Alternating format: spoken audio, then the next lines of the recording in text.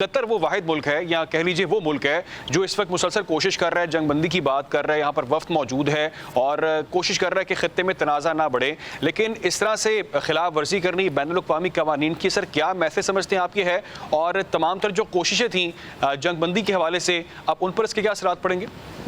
देखें, ये एक अमेरिकन सजेशन थी जिसके ऊपर ये मीटिंग होने लगी थी और गजा ने इसको एक्सेप्ट किया था। ये नहायत ही काबिल बर्दाश्त चीज़ जो इसराइल ने इस वक्त की है और अमेरिकन की कॉन्फ्रेंस से की है, बिकॉज उन्होंने अमेरिकन को कर दिया था। लेकिन ये कि कतर इस जबान जो थ्रू आउट इसको पीसफुल नेगोशिएशन को लेके चल रहा था,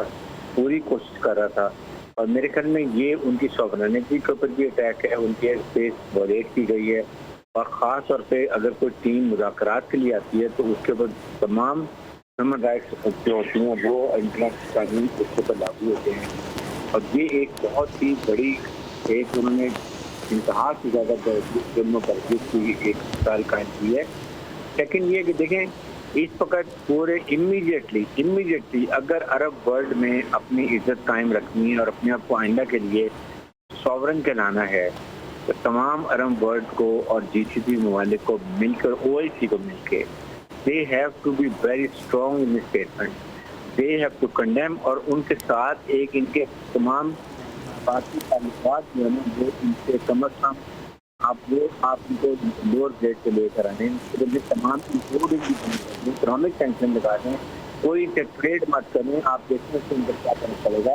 क्योंकि हम रियलाइज नहीं करते, इससे इनको बड़ा फर्क पड़ेगा। साथ ही साथ इसी तरीके से यूनाइटेड नेशन का इमीडिएटली सेशन बुलाया जाए, वहाँ पर करारदाद लेकी जाए, क्योंकि ये इस वक्त ये जनरल असेंबली में जो अभी बीजे ने दिए अमेरिकन ने पैलेस्टीनियंस को, वहाँ पर कई ममालिक, फ्रांस है, उसके बाद कनाडा है, कई ममालिक उसको एक्सेप्ट करने लगे हैं, रिकग्नाइज करने लगे हैं, इसलिए वहाँ पर लेके जाएं। और वहाँ से अभी नो गए अमेरिकन ने गोइंग टू वीटो, लेकिन आप अपने मुसलमान मुल्क अगर आज ही खड़े होंगे तो कल ये अरब ममालिक के साथ वन बाय वन इजराइल ऐसे ही खिलवाड़ करेगा।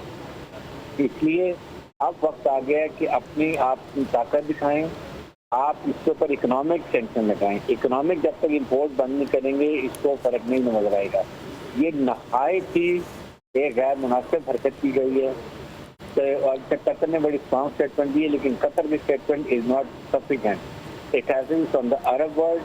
GCC और OIC that is to be done it, और इस पर तमाम मुसलमान मुल्कों को यकजहती का मुजाहरा करना चाहिए,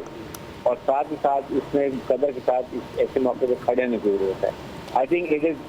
now unacceptable the way Israel is doing it, कि आप एक मुल्क को बेच देती हैं, हम दाखिले की एक चीज जो बातें हैं तो उसके ऊपर आप हमला कर देते हैं। ये तो मेरे ख्याल में क्या हम human rights organization, Geneva convention, हर एक के खिलाफ होती है। ठीक है, हमारे साथ